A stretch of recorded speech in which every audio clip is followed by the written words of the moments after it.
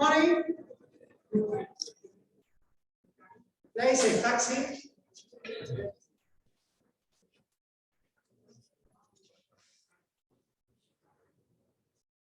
Thank you for coming. Thank you, the organization, for very nice conference, Symposium.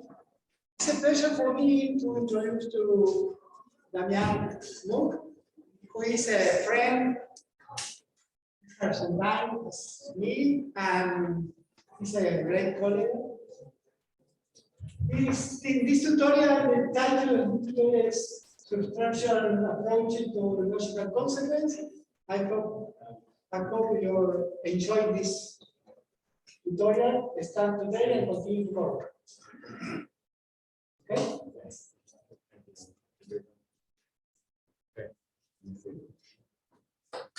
Can you hear me a little bit better? Okay, well, I'm going to make a few bilingual remarks first, in case I think that will be helpful. So first in English, then in Spanish. So this tutorial is supposed to be pretty interactive, so you can interact with me whenever you can, whenever you want, and with any question you like, whether it is technical or if you have like a more conceptual doubt, it's okay. And if you feel uncomfortable saying your question or stating your concern in English, do it in your native language. I will understand Portuguese fairly okay. I'm replying in Portuguese, but I will try to do my best. And now the same in Spanish.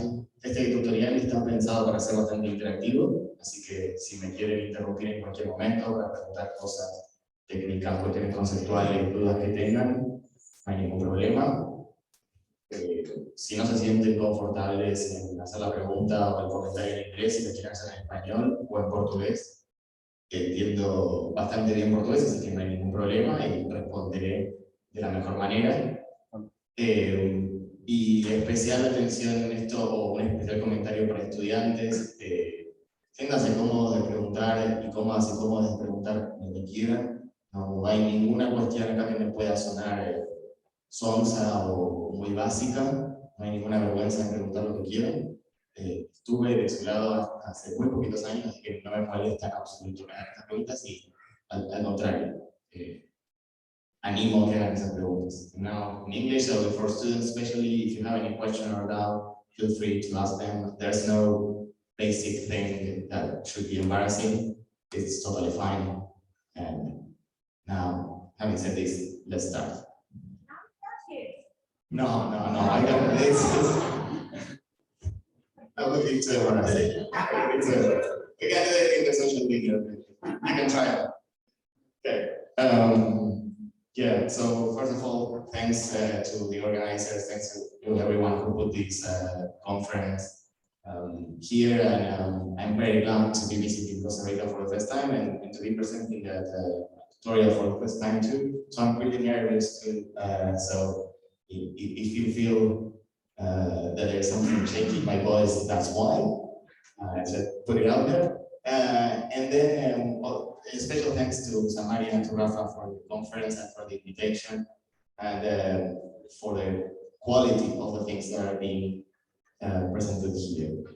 Technical or practical thing, you can have slides and notes for this tutorial in our website that is public access. It's rebrand.ly/substructural. It's a Dropbox file. You can access the slides for this presentation, for the day after tomorrow's presentation, and you have some notes, some written notes for this presentation today in the form of fairly precise text, so that perhaps you will be interested in following that later, or even as we speak. Okay, so let me start then. So the title of this tutorial is Substructural Approaches to Logical Consequence, and that's going to be very, close to the letter, because I'm going to talk about substructural logics, and I'm sure many of you are aware of substructural logics or substructural systems, or even sequence calculus or whatnot. working in different fields, mathematics, computer science, even logic, in philosophy, but I'm going to talk about structural logics in a way that is quite different from what many researchers have been doing for the past decades, right? Since this field sort of canonized itself in reference text and curses. This relates to, yeah. Because the majority are wrong. Yeah, no, I'm not going to push that. I'm actually going to try to disambiguate, right? Some senses of these some different, let's say, conceptions, so that you can choose your own or whatever you're comfortable with. But we encountered working in Buenos Aires and with colleagues all around the world that there are different ways in which we are referring to structural systems. And so I wanted to sort of write down a few ideas to make them clear, and in what sense are we disagreeing with our colleagues working in structural logics in a different way, shape, or form. Okay, so let's start. That's sort of the disclaimer. Let's start with the proper work. Okay, so structural rules are some properties, features, characteristics of let's say logical consequence, or even some presentations of logics. We'll work here with semantics and also with secret calculus, right, or proof theories for logics. And these are very abstract, general features of logical consequence, which actually do not make any reference to logical connectors. What's the notion of logical consequence being discussed? Where is truth preservation, some other thing like, content inclusion, relevant information being passed from here to there. And these features make reference to the more abstract general shape of this notion of logical consequence. And here I have a list, and this list is already controversial, as you might see in the notes, because some people think that some of these features are not actually, structural properties of one notion, or even of the target notion with capital letters of logical consequence, because they are sort of a species of their own, right? So, for example, some people think that reflexivity, which we're going to see just in a minute, is an axiom, right? It's not a structural feature of a notion of logical consequence. And even, for example, transitivity is not a structural property or a structural rule, but just something of a species of itself, right? It's something separated from the other things. So this list is already a little bit controversial, but I'm going to take all of them in a part, okay?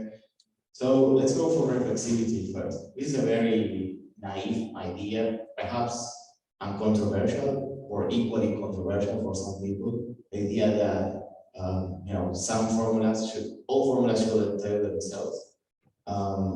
Then we have monotonicity, basically the idea that if we have a valid argument, then we can enlarge the set of premises. And here you may see that I'm working with multiple conclusions. The multiple conclusions mostly here are going to be read disjunctively, but that's not here nor there. So, I mean, perhaps there are some ways of things that can be conjunctively. So basically, this says that you can enlarge equally, premises and conclusions whenever you have a valid argument. And you might want to reject some of these, and actually, this tutorial is about systems which reject these rules. Then we have transitivity here in this form. There are other forms of transitivity, actually many forms of transitivity that can be explored. Basically, this says that if you have a set of premises and phi entail delta, and delta and gamma entails phi and delta, then you already have the implication without going through phi or without adding phi. And then we have some other features. Some of them might look a little bit strange to some of you, perhaps not acquainted with them. contraction says that any repetitions of premises or conclusions can be erased without any illegitimate move with the and we have exchange saying that the order of the assumptions that we make or the conclusions that we draw is fairly interchangeable. There's nothing funny going on there. You might want to challenge that. And then there's associativity. This is a funny one. If you're working with sets, doesn't make any sense to explicitly state that. But if you're working with some other collections of, let's say, premises and conclusion, there might be alternative ways of, bunching together some assumptions, bunching together some conclusions, whereas you cannot, unbunch some of them in one way and bunch them in another. So there might be some sensitive sort of collections there, which respond differently or react differently to different, moving around of pieces. Okay. Okay, so the view that I'm going to talk about here regarding substructurality is actually not quite the receipt view. And for the receipt view, perhaps it is to almost name. It's the standard view about what substructural logics are.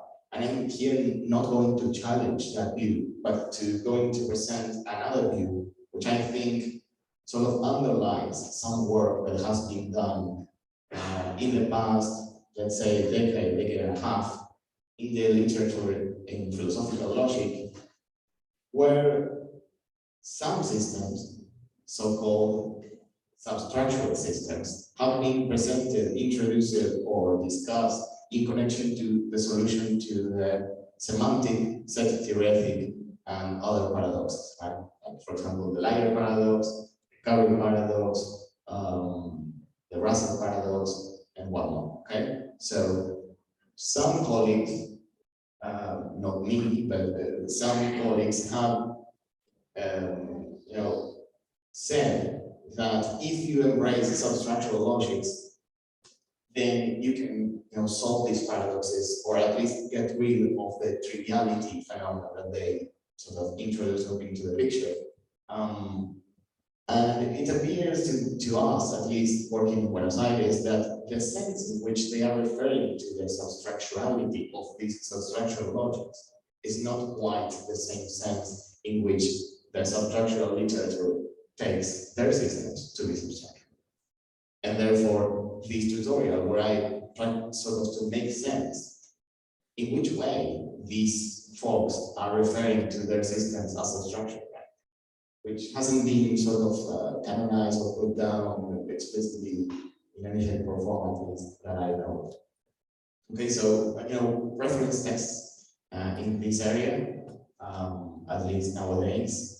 So Schelleheister and Costa Roche have actually introduced the term substructural logics, to the best of my knowledge, in their work, and the references will be in the end. And then there's a seminal book by Restal, and also the entry of the Stanford Encyclopedia of Philosophy by Restal about substructural logics, where sort of this receipt view is clearly explained, laid out, detailed in all sort of the minutiae. And then Francesco Paoli also has a very groundbreaking, sort of standard setting book on substructural logics. And we have on the sort of semantic side a more recent book by Galato, Ono, and other colleagues also on the semantics of substructural logics and reciprocated practices. Okay, so this is sort of the receipt view. I'm going to discuss this in full, but just to state clearly, the sense in which they refer to substructural systems is not the sense that I'm going to convey here. Right?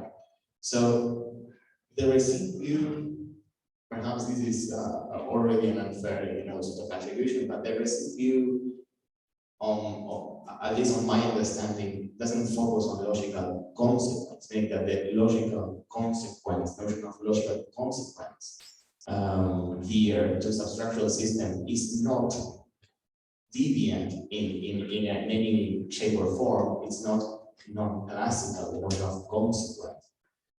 But it's actually the system that they embrace allow them to define new, different alternative conditions, having interactions which are very interesting with different conjunctions, disjunctions, other conditionals, negations, complements, and whatnot, okay? But the resident notion of logical consequence, if we look at it from the very, very abstract point of view, the most abstract point of view, in the received sort of conception of structural logic, the notion of consequence is Tarskian, right?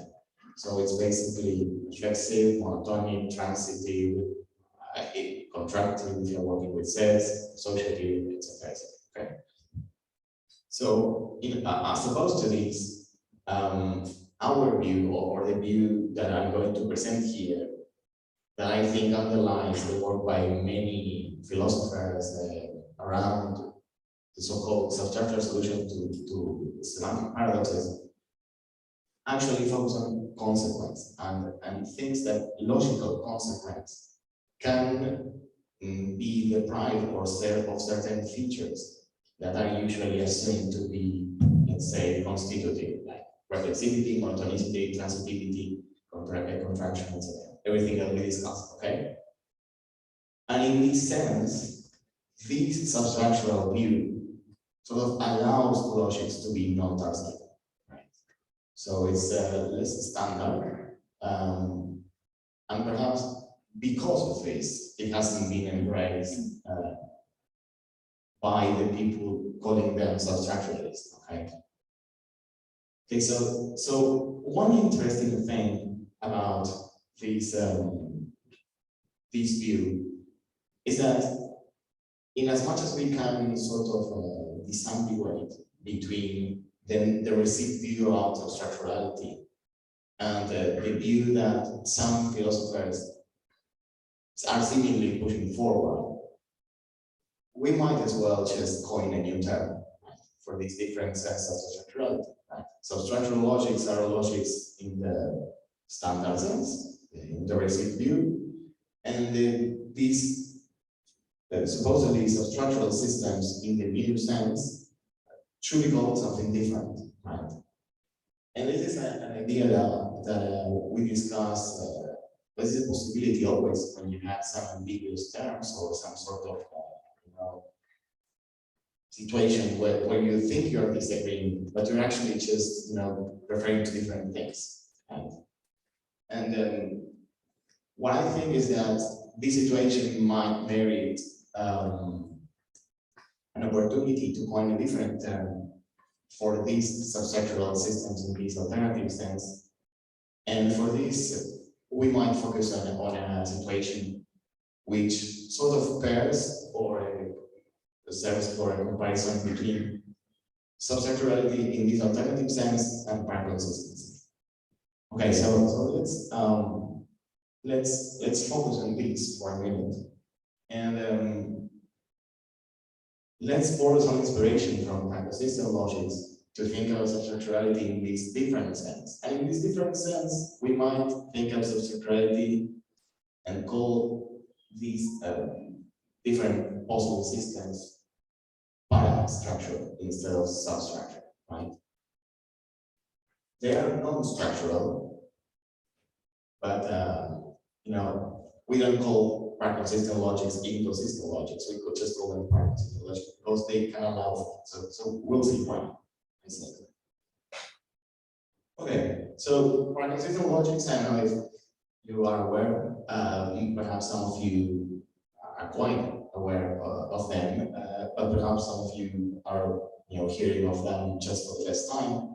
Prime-consistent logics are logical, can be seen as the logical basis of inconsistent systems. Right? So basically, prime-consistent logics are logics that allow for a formula and its negation to be, let's say, to have a model at the same time, alternative to be true at the same time, to hold at the same time, etc., without any consequence whatsoever being drawn from that. okay? So basically they reject the law of explosion or expulso or, you know, ex contradictione, etc. So there are many equivalent sort of ways of expressing the same conception, and pragmatism logics and logics that allow for that. So they can harbor sort of contradictory statements without leading to anything whatsoever, without leading to triviality, without spoiling the system for you.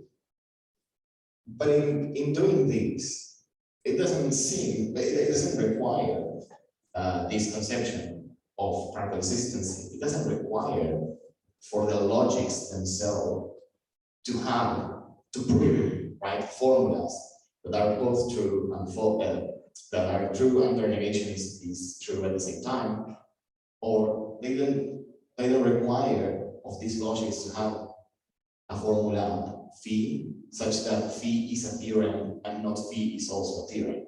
They just can, you know, they can support inconsistent theories if you have them, and you can use them for that to their conclusions without, you know, going astray too much. But they don't, these logics themselves are not inconsistent systems, right? They can help you if you have inconsistent systems to go through your reasoning without, you know, wreaking havoc, okay? So in this way, I think that some people in the philosophical community, at least through the past years, have been thinking about substructural logic, right?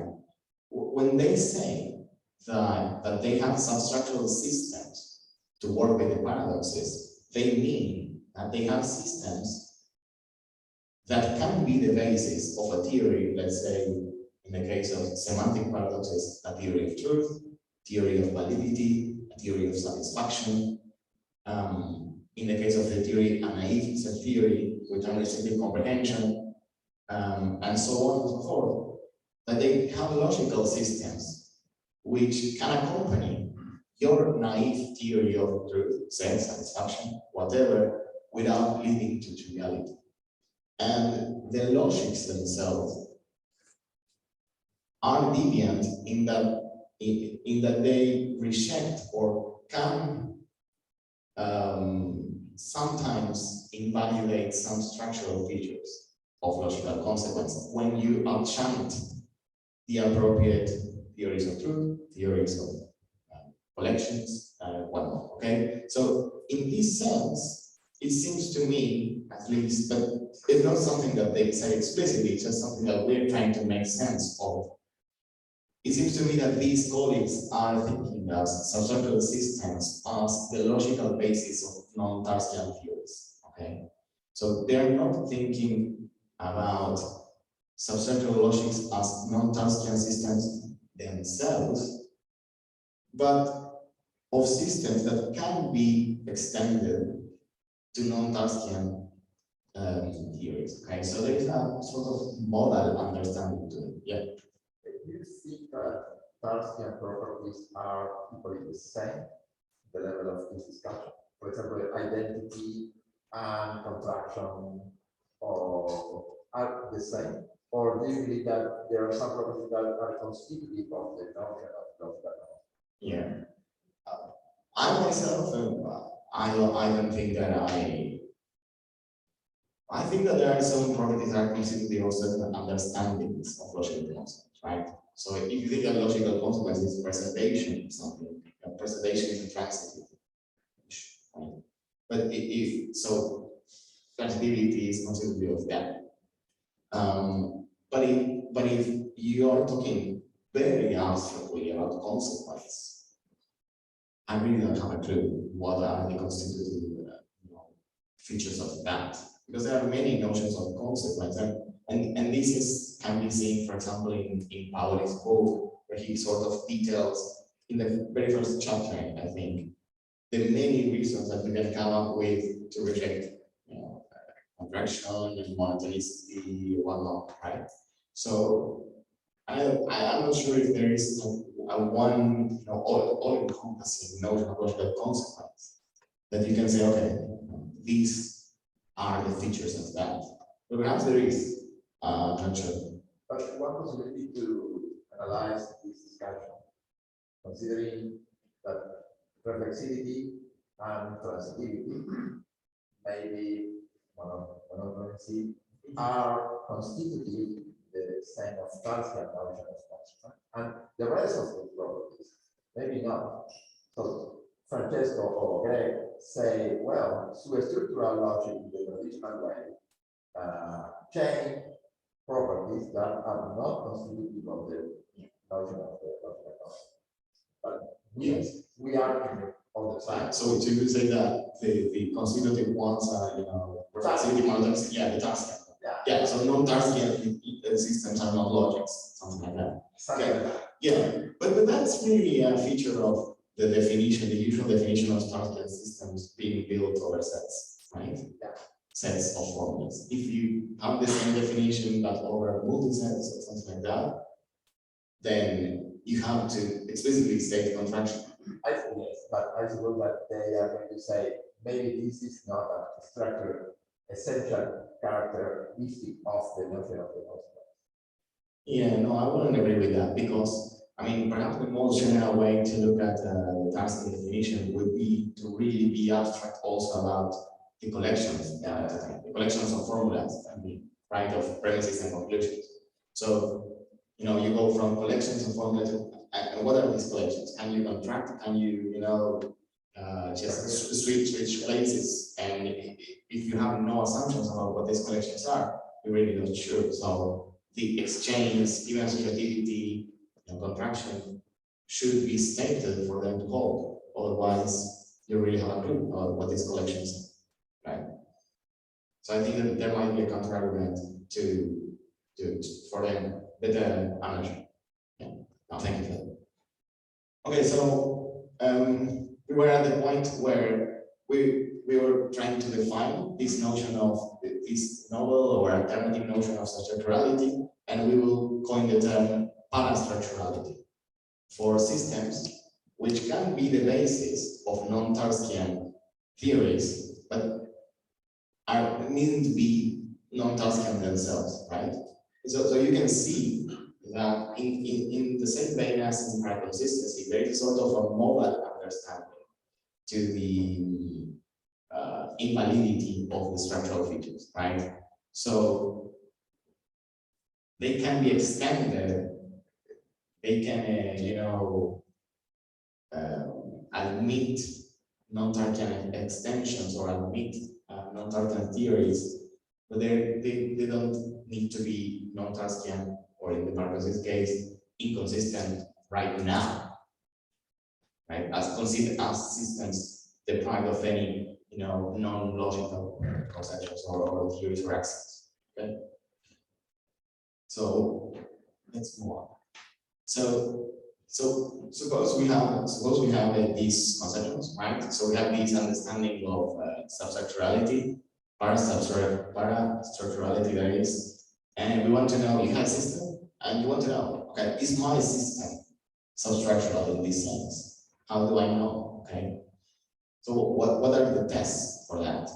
And so interestingly enough, we take, or at least I think that this tradition takes the structural properties to be meta-inferences, and there is inferences between a collection of inferences and an inference itself, right? And it's important to notice that already at this level of the description, there is a sort of mismatch between inferences and this higher level objects, which are called meta-inferences. And the structural properties are a species of these games, right? Because inferences can have multiple conclusions, or might have multiple conclusions, whereas meta-inferences only have single conclusions. Perhaps we can generalize that, but it's not as standard, but perhaps it is good, okay?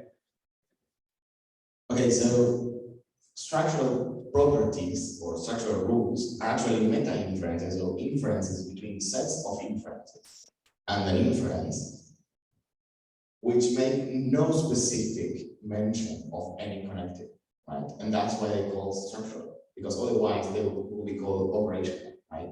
They will state certain facts, certain derivability facts about connectives, being as premises or as conclusions, or, okay?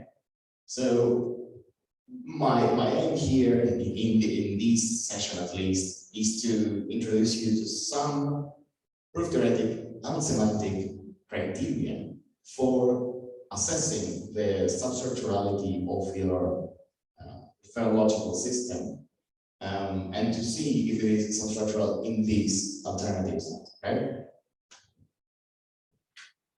And in doing so, we will also go back to the receipt view and see why systems that are substructural under their understanding are actually not substructural under our understanding, okay? So meta-inference, as I said, is just an inference between a set of inferences and an inference view, okay? So that's basically it.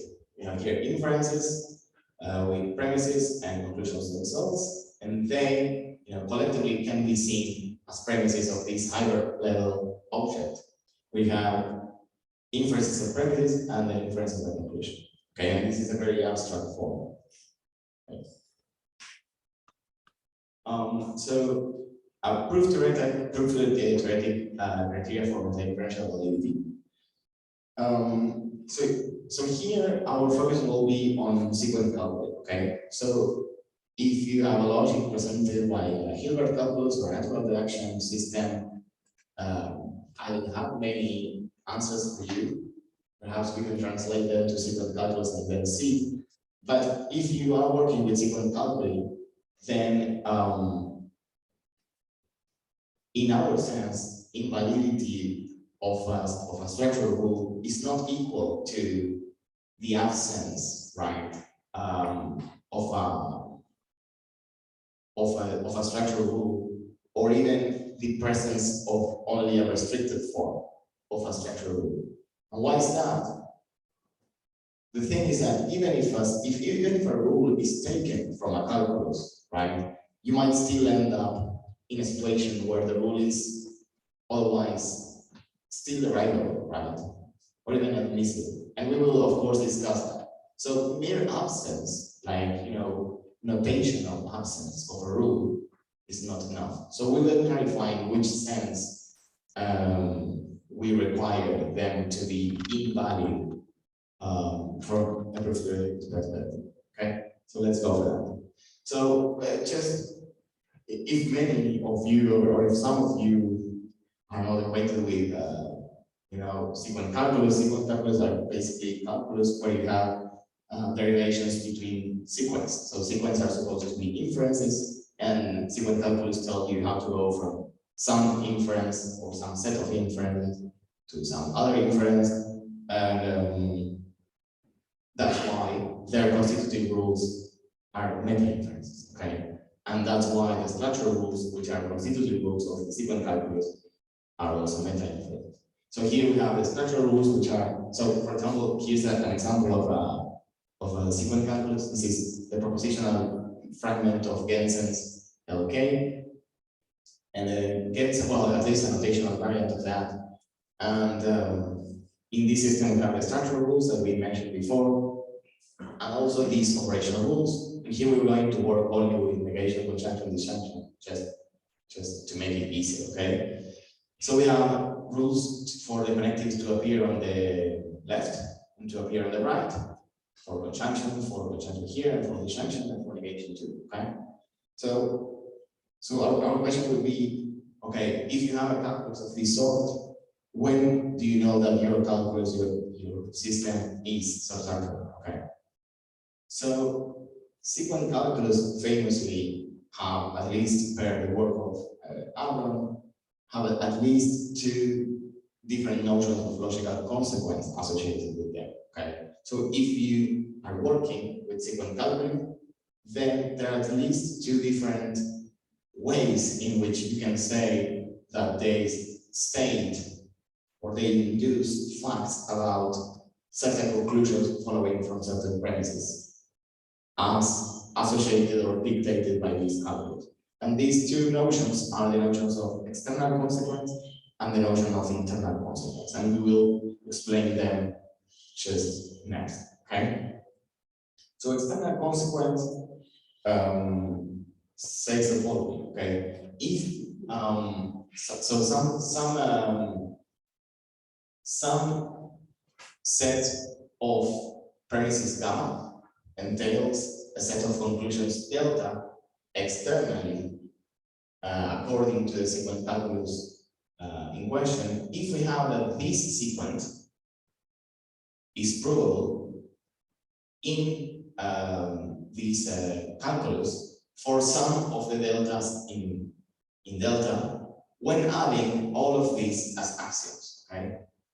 For all the gammas in big gamma, okay, capital gamma. So the idea is that for you to test whether an inference is externally valid, you need to add all the premises, sort of, and see if some of the conclusions, or in case it is a single conclusion, the conclusion is derivable from that. That is the external notion of consequence associated to a single calculus.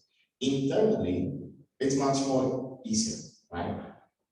You only say that, that gamma entails delta internally if the associated sequence is derivable, right? So it's just plain derivability of the sequence. And you can see that there might be some differences between these two notions, of course. So what are the differences? Well, the differences are that whereas sometimes the internal consequence of a sequence calculus is not or does not induce a Tarskian relation, right? So reflexive, monotonic, transitive, the external consequence always induces a Tarskian constant relation, okay? So there's just right away, there's a difference between these two notions of consequence. This is why in the received view, right, the focus is on external notion of consequence and not in internal ones. So you can see that if you get rid of some of the structural rules, let's say reflexivity, monotonicity, contraction, whatnot, then the resident notion of derivability that you have for a sequence here might be affected, right? So there might be the case that, for example, you can infer phi, comma, phi, therefore psi, but not phi, therefore psi. So you need two repetitions, right? But you cannot derive the same thing, but only with one repetition. And that would mean that the resident notion of derivable sequence does not induce a Tarskian relation, right, or a structural relation. And this is why the received view has focused on the external consequence relation and said that substructural rules are rules that, of course, can lead to some deviant connectives, let's say deviant conjunction, disjunctions, implications, but the notion of logical consequence is going to be the external one. And the external one is always Tarskian. So there's nothing funny going on at the level of logical consequence, right? So that's it, yeah. Can you go back just a moment to the external consequence? Yes.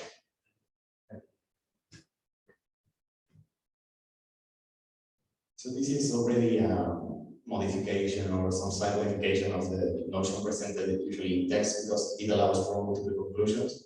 But if you read it with single conclusions, it's basically the same thing. But yeah.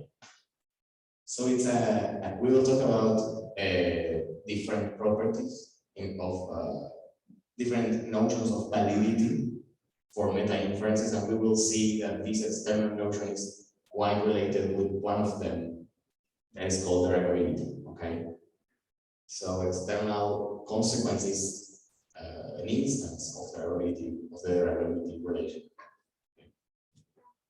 Yes, yes. I think that is maybe has something to do with the notion of derivable rules. Yes. Yes. Yes, exactly. So external consequence, when I state derivability in a few slides, you will see that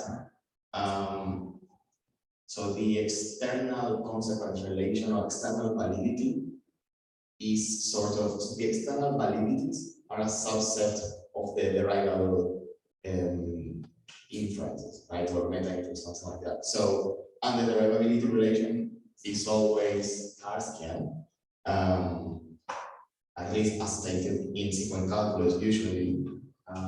So for example, if you have an axiom sequence, right, which is an axiom stating something, it doesn't really, so the calculus doesn't care if you repeat the axiom. You might have systems where you care about that, but usually sequence calculus don't, and therefore the derivability relation is always Tarskian, and therefore the external constant relation is always Tarskian. So yeah, absolutely. So then here's the difference, right? So on the receipt view, usually substructural logics are focused on the external consequence relation of sequence calculus, where you can get rid of the structural rules, but getting rid of the structural rules doesn't really affect the notion of consequence, but the connectives involved, right? So the notion of consequence, and by that I mean the abstract properties of the notion of consequence, right? Of course, there are going to be different valid arguments and whatnot, but the abstract properties of the notion of consequence is not affected by getting rid of some structural rules or them being absent in a very substantial way. Right? Whereas in this view that some philosophers are working with, the focus is on the internal notion of logical consequence, and there getting rid of the structural rules affects the notion of logical consequence, or being absent in a substantial way that is not only notational, is going to affect the notion of logical consequence. And the notion of logical consequence can be therefore non-Tarskian. Okay. So here already there is this openness to non-Tarskian ET from these philosophers playing things with paradoxes. And whereas there's this option to go Tarskian in the community, in the canonical way, okay? So going back to meta-inference and speaking to Elena's point, right? If you have a sequence calculus and you want to know if your calculus, let's say, validates the structural rules or not, given that the structural rules are meta-inferences, you need validity criteria for meta-inferences, right? And there are at least, given a sequence calculus, at least two different ways of validating or invalidating, that is, meta-inferences in Getson-style sequence calculus. And I always say at least because I don't want to be close to the option of someone being very creative and coming with different conceptual options or seeing things different ways, okay? But these are the ones that we usually work with. So we have admissibility and we have variability. And these verses, now that I realize it, is not really fair because sometimes they coincide. So there's not really an opposition here. It's just two different options. Sometimes they collapse, but sometimes they don't. And they are, let's say, conceptually different, okay? So let's see what they are. So first off, admissibility. So if you have a meta-inference of this form, right, and you have a sequence calculus G, this rule or this meta-inference is admissible if whenever the premises are provable or derivable in the sequence, then so is the conclusion. Okay, so basically admissibility is about the preservation of probability within sequence calculus. Okay, so this is one criteria for your rules to be valid in your system, and of course for your structural rules to be valid in your system. So perhaps some of you work, and I'm thinking more than anything about students and grad students, perhaps some of you work or studied sequence calculus like LK for classical logic. One of the main results of that sequence calculus is that the cut rule is admissible. Is eliminated, sorry. So it means that if you get rid of the cut rule, then the system resulting from that subtraction still makes the cut rule admissible, okay? So that's a nice result, meaning that if you go in a way substructural, then you still get the same system, right? But this substructurality is only notational because you're taking the cut rule away only by just erasing it, just getting rid of that deleting it and nothing else, whereas it is still admissible. So if your notion of choice is admissibility, then your system is not substructural. But what about if you want to have your system being substructural by the mere, subtraction of this rule? Then you need another notion, which is not admissibility, okay? So let's go then for this other option, which is derivability. And derivability, as we were discussing just before, is very closely related to external consequence. And in fact, you will see that external consequence or external validity in a sequence calculus is a subset. So the external validity related is a subset of the notion of derivability. So let's see derivability. So you have a meta-inference, right, or a rule in the sequence calculus, and it is derivable in the sequence calculus if whenever you add the premises as axioms or as new statements to the system, yeah. So when you extend the system, then the desired consequence is provable in this extended system. So basically, to work with derivability, you entertain the system, you extend it with the premises of the meta-inferences that you are looking for, and then you see if you can arrive to the conclusion that you're looking for, okay? So, whereas admissibility only looks at the system as it is conceived right now in its full form, then derivability also looks at the extensions, okay? So it has this sort of modal flavor to it. And you can see that I'm being a little bit, biased right now, that in showing you that one of them is more closely related to the received view on substructurality, whereas the other is more closely related to this alternative conception of substructurality that I'm discussing here, okay? So in this way, we, and by this I mean me trying to make sense of what these philosophers have been working on for these years, it seems to me that they are working with Gensen-style sequence calculus and saying that the resident notion of logical consequence is substructural if some of the structural rules is not derivable in the sequence calculus in question. So, for example, if you go back to LK, to the system that I mentioned, classical logic, yeah, I mean the main result, one of the main results is that if you cut is eliminable, and that means that if you take cut away, it doesn't really affect the provable sequence, the inferences that are valid, but it really does affect the meta-inferences that are invalid, right? And in particular, meaning that the meta-inferences that are derivable in that sequence. So even though if you take cut away, cut is still admissible, cut is not derivable in that system, okay? So in a specific sense, cut is invalid in the resulting system. And that specific sense is actually derivability, okay? So this alternative point of view is going to take a logic to be substructural if the associated proof theory or sequence calculus makes some of the structural rules not derivable, okay? And this is different from the implicit view.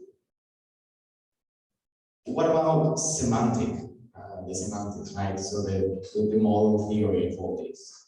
And here I'm going to be very, very vague in some of these remarks, because whereas previously I was focusing on sequence calculus and regarding the proof theory of substructural logics, there are many different sorts of semantics for the systems that you might entertain.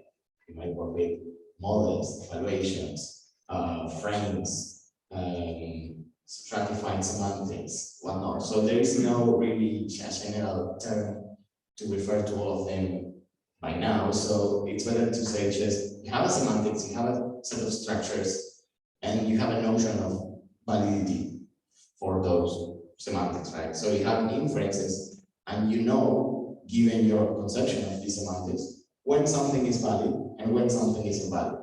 So you have a notion of counterexample for your preferred structures that you look at, where it is models, you know, cryptoframes, whatnot. Okay, so let's assume that for the moment, and let's call that a semantics. You have a semantics, okay? So, so you focus on that, and we say that you have a counterexample when there is a counter model to an inference, and whenever that structure is not a counter model to that inference that we are looking at, we'll say that that structure satisfies this inference equation. Okay, so let's keep this sort of terminology in mind. There will be for these couple of slides. Okay, so let's focus, for example, in two-model classical logic, and you know, all of you know this. So an argument is valid in classical logic if and only if there is no Boolean evaluation such that all the premises are true and all of the conclusions, the conclusion, if you only want one, are false. Okay. So here you have structures, you have a notion of satisfaction, you have a notion of counterexample, which is the sort of other side of the coin to the notion of counterexample, and you can work with this if you have these semantics and you want to know whether a meta-inference is a structural rule is valid or invalid in that. Okay.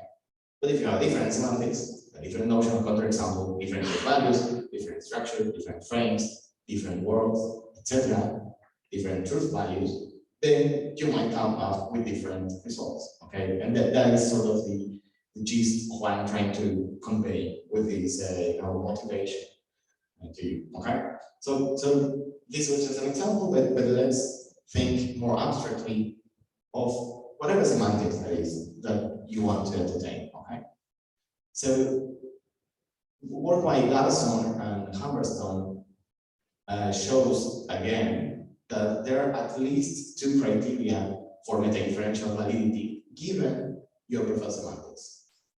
And these slides goes with two caveats. So first off, here the at least is misleading because we know that there are other options. And in fact, there is one option that I'm not going to discuss neither today nor on Saturday, which is called, well, at least we call it an absolute global validity. It has a lot of interesting features, and if you want, we can discuss that later. But it's not so easy to go from your preferred semantics to that notion, whereas you will see that global validity and local validity, stem from your preferred semantics very smoothly, right? So let's see that. Okay. And again, the second caveat is that this versus here is not really faithful because sometimes global validity and local validity are the same. So really, they might collapse, just like admissibility and variability. Okay. So let's look at global validity. So global validity, hopefully you will see that there's some coincidences start to pop up here and there, okay, between proof theory and semantics. So global validity says that if you have a meta-inference of this sort, right, and you have your preferred semantics, again, recall whatever your semantics is, however you want to understand it, be free. And you have a notion of validity there, right? The notion of what is for something to be a counterexample to an inference. Global validity says that this inference is valid if and only whenever the premises are valid, so all these are valid in your semantics, then the conclusion is valid in your semantics. So basically, global validity restricted to a given notion of validity for a semantics, a given notion of inferential validity for a semantics, or notion of a counterexample, global validity amounts to the preservation of validity in your semantics. Okay, and you might already see that there are some coincidences with what we were discussing before as regards proof theory. As opposed to this, or differently, we have local validity. And local validity is a little bit more nuanced, okay? And why is that? So local validity says that if you have a meta-inference, then it's going to be locally valid, even only if, given your semantics, whenever a structure is not a counterexample to the premises, then it's not a counterexample to the conclusion. So it's more fine-grained, right? So the previous one only required absence of counterexamples, absence of counterexamples. And here, this one says, if something is not a counterexample to this, then it's better not be a counterexample to that, okay? So you have to preserve satisfaction for structures from premises to conclusions, right?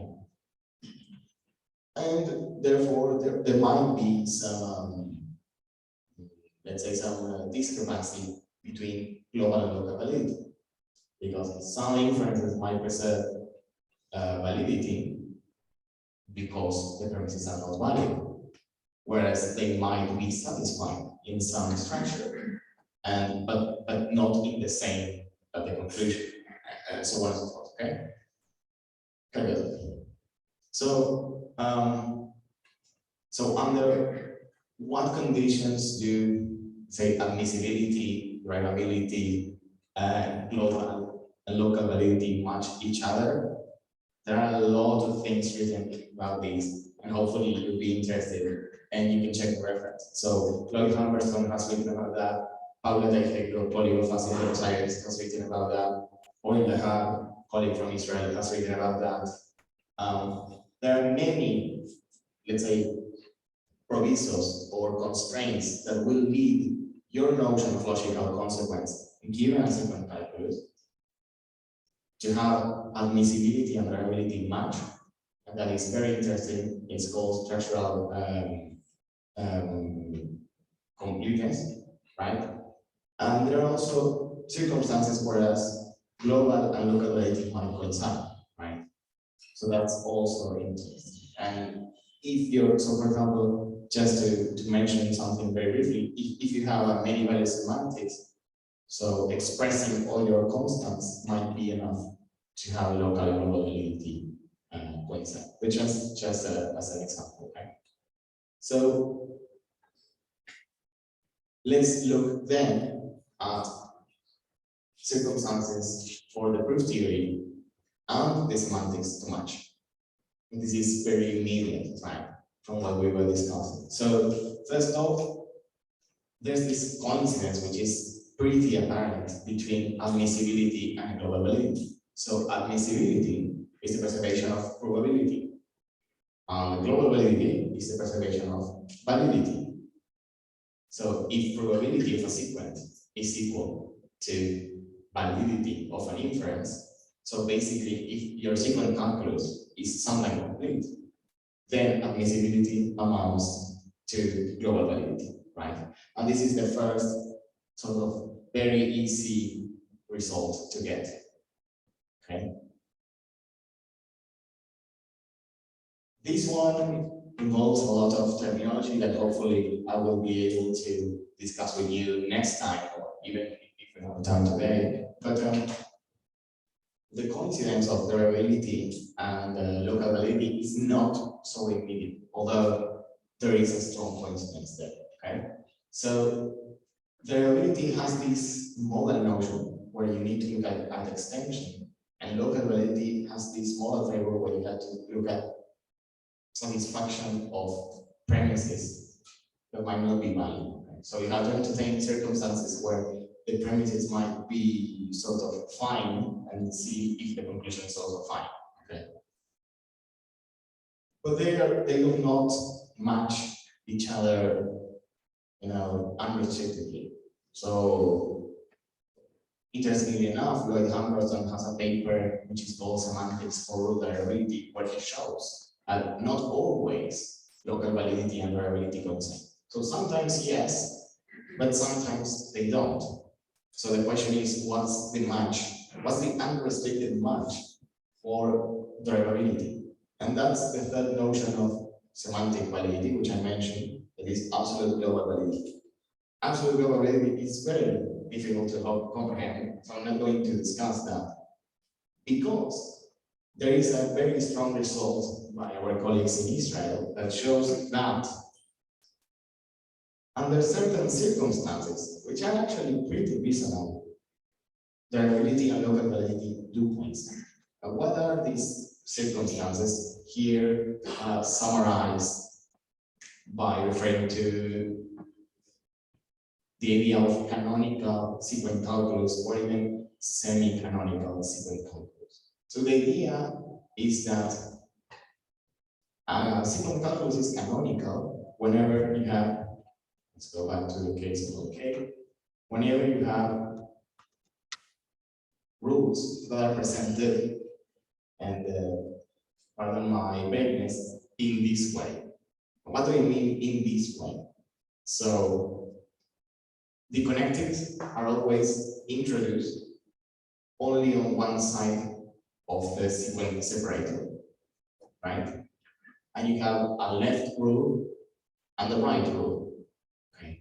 And also, you have that whatever complex formula is being stated here, the active formula here that are made explicit mention are a subset of the subformulas of these formula. So there is some sort of, compositionality there. And also, you have this context, right? Side formula, these gammas, these deltas, whatnot, okay? So if you have those requirements, and of course, Avron and Lahab mentioned these in a more precise way. You can look at the papers.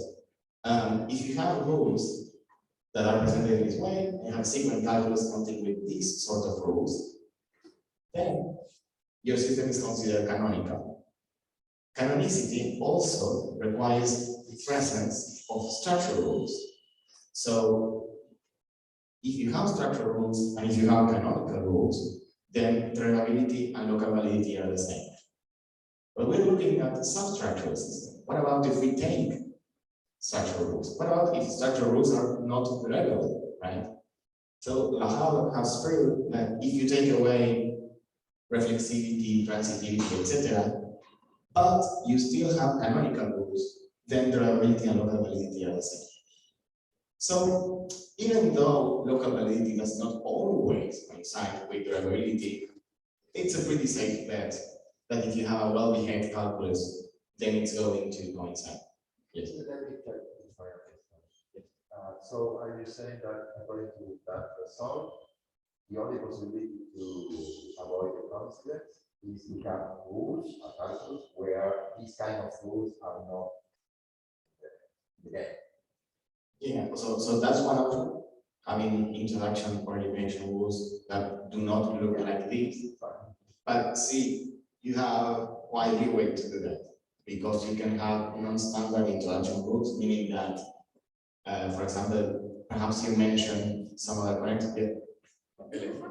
So perhaps you have some other connective in the premises. So that's not a canonical rule.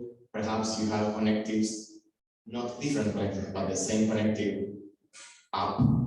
Perhaps you have some formulas being mentioned up, which do not appear down, or perhaps you do not have side conditions, so side formulas, so gammas and delta. So there are a lot of ways in which you can fail to be a canonical rule.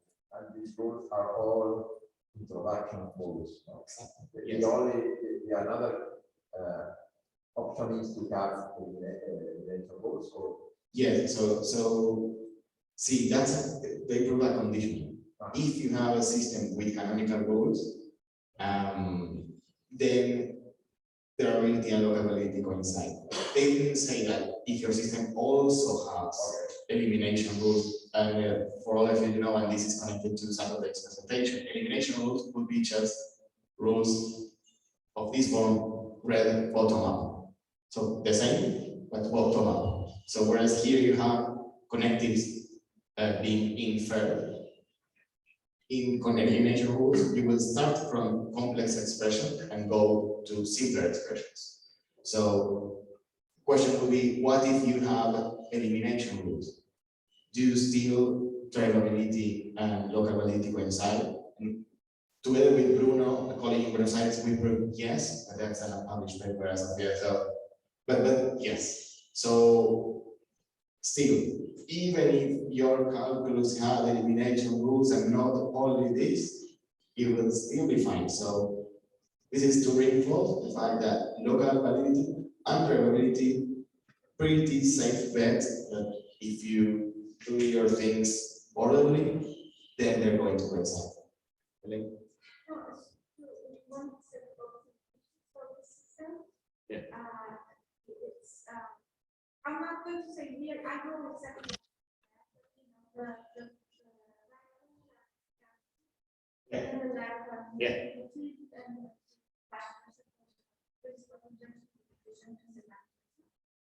I know that. Yeah. In that question, how about clear stone? Yeah. This is canonical, right? Yeah. So, Yeah.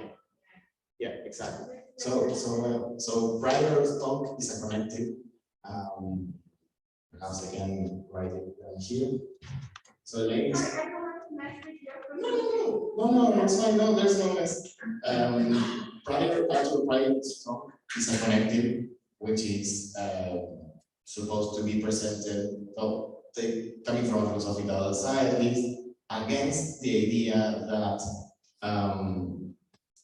whatever connective you can define in terms of certain rules, it's fine to be had with, okay? And he presented this connective to show that no, that's not the case, because here I have a connective which has pretty well behaved rules, and it breaks your system, okay? And the rules in sequence form, at least, can be seen as, well, Elaine, please correct me, but I'll state them in one form. There are many different forms, again, multiplicative, additive, and whatnot. So one of the forms is this. So let's call this asterisk tonk. And here's the same. And here we have the other one. Right. So basically, this is supposed to break your system. Okay. Why? Because together with certain conditions, and this is where comment is headed. So conditions are, for example, that your system is transitive, reflexive, that it has some true statements and some false statements. Starting from any true statement, you can prove any false statement. Because these rules, although canonical, meaning that they have this form, they can bring out. Okay, so yeah, you cannot have that rule in a consistent system. So when canonical systems also require consistency, that's one thing. But semi-canonical systems do not. Semi-canonical means you can take out some of the structural rules. And Lahab proved, and in fact it is a very commonly known fact, that if you take cut, then you can have tongue. And tongue will not produce inconsistency or triviality. So in a way, let's say semi-canonical systems or substructural logic, I like to say, make room for all or more well-behaved connectives than the more stringent or strict canonical rules, right? So the Tarskian system. So I mean, that could be seen as something in favor, could be seen as something against substructural logic, but yeah, thanks for asking. Okay. So yeah, so basically we were at the point where we were discussing the coincidence between local validity and durability. And this is one of the important facts in relation to meta-inferences. And I guess that from here, I'm just going to state a few takeaways from these sort of distinctions between the notions of substructurality that we discussed. And let's just take stock. We discussed the usual substructural conception that understood substructural logics as Tarskian systems, even though they might lack some structural rules. Whereas this alternative view understands abstract systems as systems that can be extended to non-Tarskian or with non-Tarskian theories. Okay, so let me just say thank you very much, and if you have any question, please let's discuss. Thank you.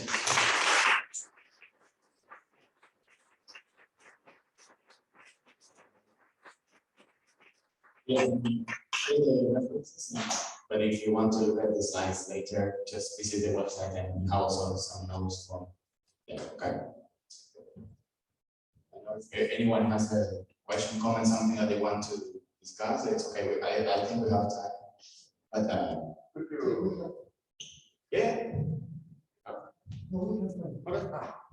return to the system? Okay. Yeah.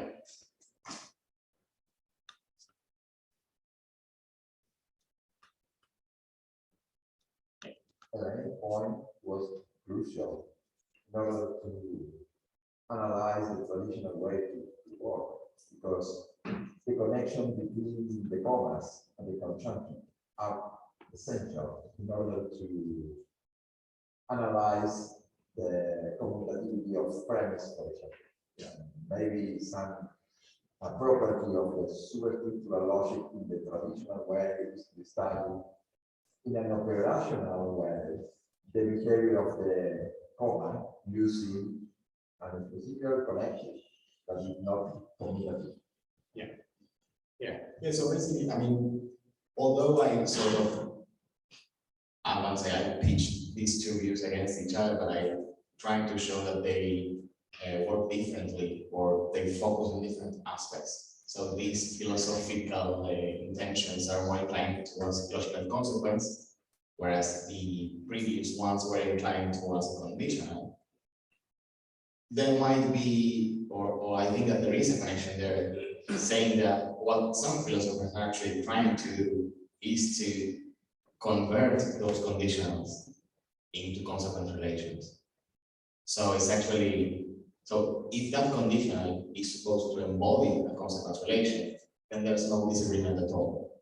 If that conditional is just a connective, like any other, then perhaps there is a disagreement, or we're aiming at different things, let's say. But there might be room for agreement there, right? Saying, no, I mean, we want to keep Tarskian consequence, but we actually think that this conditional embodies some sort of attainment. Yeah.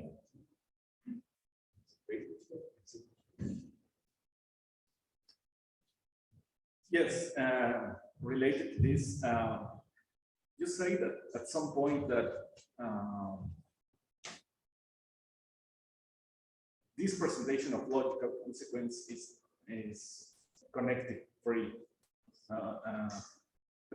I am not sure about this, so I would like to know what you think about this issue, because there is a comma there behaving like a conjunction. Also, there is this horizontal line that it's connected like, and even the arrow there, and the gap between one sequence and the other sequence. Some people might see a lot of connectives there. But I think like No, that is perfect. Yes, I think that yeah, in as much as sequence calculus are sort of calculus for reasoning and for establishing some logical facts, then you're going to say, if you have this and this, then you go to this. So there's an and, there's an if, and it's a then, and that's a lot already, right? Even though you might not be explicitly making any reference to any logical connector, right? Like, let's say you have something like that. It clearly says, if you have this and this and that, then go to there. And it's a lot. And you have to say something about what that means. You can change and say, this says if you have this or that, but still there is a connective there in the meta-language. So I appreciate that challenge, because I think it's a serious challenge. There is some sort of naivete in saying that even structural rules do not appeal to to connect this. Perhaps there is some interconnection between structural and operational features that is impossible to get rid of. I really don't know what the answer will be, but I think that is an important challenge. A quick follow, because there is this approach by display calculi, try to systematize what's happening with those connecteds. And I'm not sure what to think about it. Yeah. No, I agree. Ultimately, if you want to state facts about logical consequence, you will have to say something, and probably when you speak, you're going to use connectors.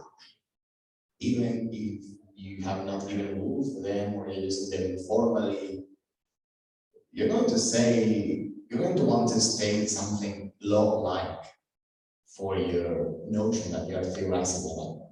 So I agree. It's a difficult challenge to answer. Yeah. So we made a metaphor early. Very consistent logic, so a lot of the basis of inconsistent theories, and similarly, like non-Tarskian, para-Tarskian, logics in Buenos Aires sense are a lot of the basis of para-consistent theory. Or sorry, like para-Tarskian theory, non-Tarskian theories. But I know what an inconsistent theory is. It's a set of sentences that contains by and not by. I don't know what a non-Tarskian theory is. I don't like, is it a set of inferences? Like, what is a theory? Like, what's the sense of a theory? No, that's a good question. Yeah, I think that the theory in this sense is probably like a set of inference, right? Of course, you can look at formulas as being inferences with empty premises, as the external notion of consequence does, right? But you can also think about statements about formulas with empty premises or empty conclusions. So I think that, so let's go to an example that some may know in this philosophical literature. So these guys think that the liar is true. So the liar is true and it entails some falsities. That the liar is true and also is entailed by anything whatsoever, but they don't think that any valid argument whatsoever is true. That will be a non-constant theory, right? So whether it is formalized by consequence relation and conditional not, it's a different topic, but that would be it, I guess. Yeah.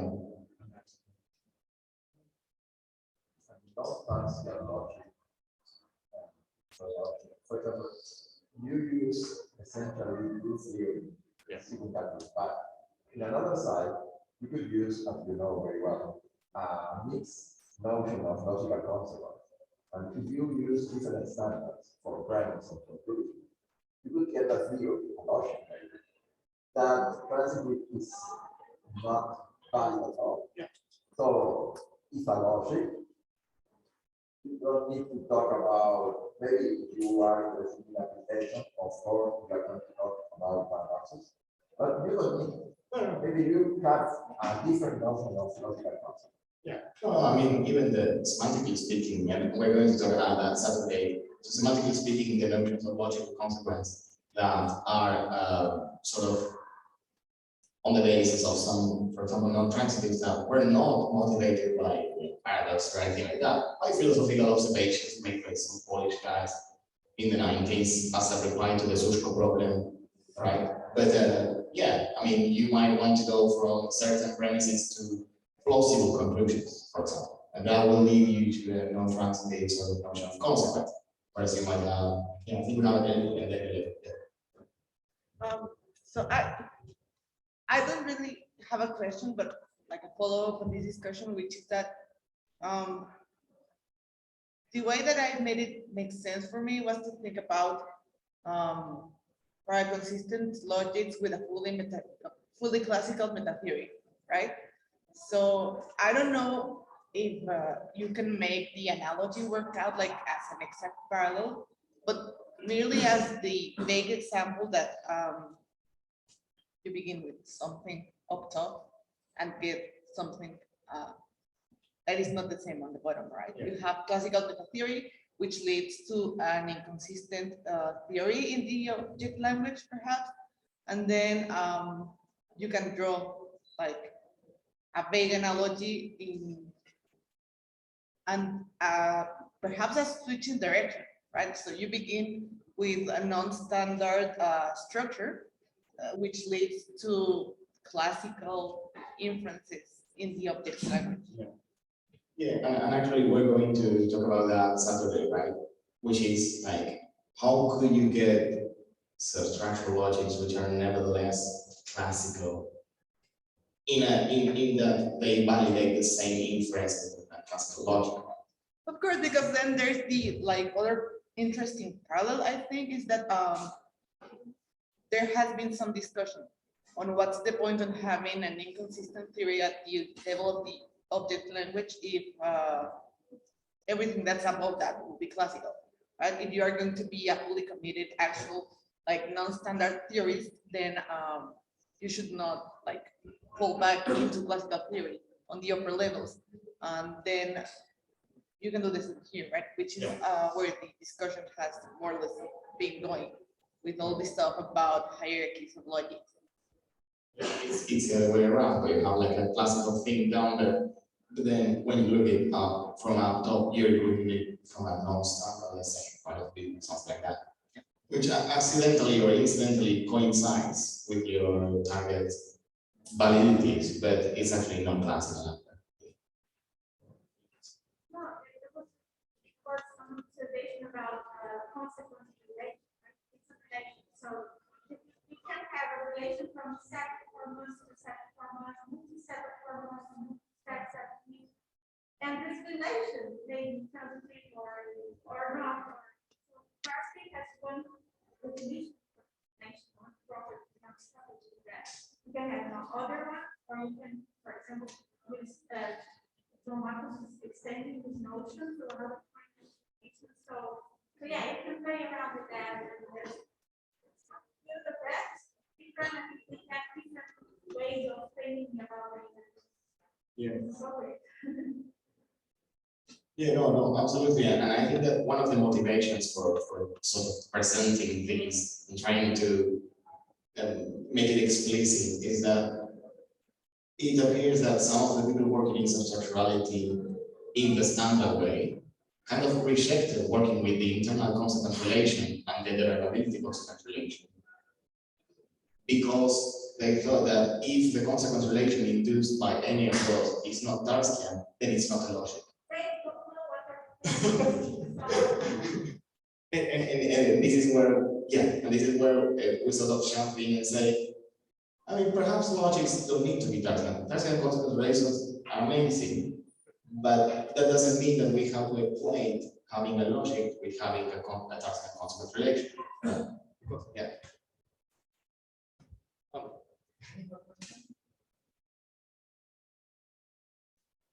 It's really important. It's really important to focus on the deduction theory and this kind of stuff. If you remember the very first conference will be about structural logic of the first chapter of an introduction of structural logic.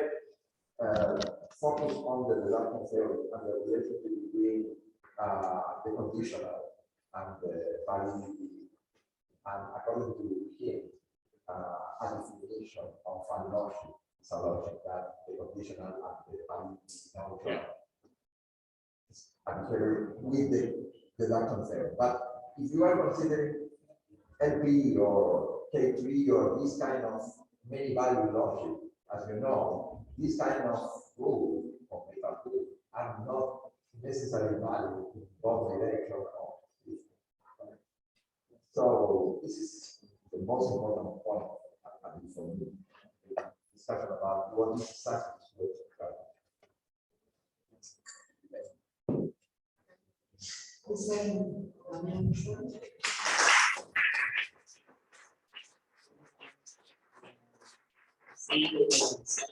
close up the talk, so bring it up if you want to bring it up, and if you cross me in the hallways or anything you want to chat, just call my name and I will be there. Okay. So, We continue from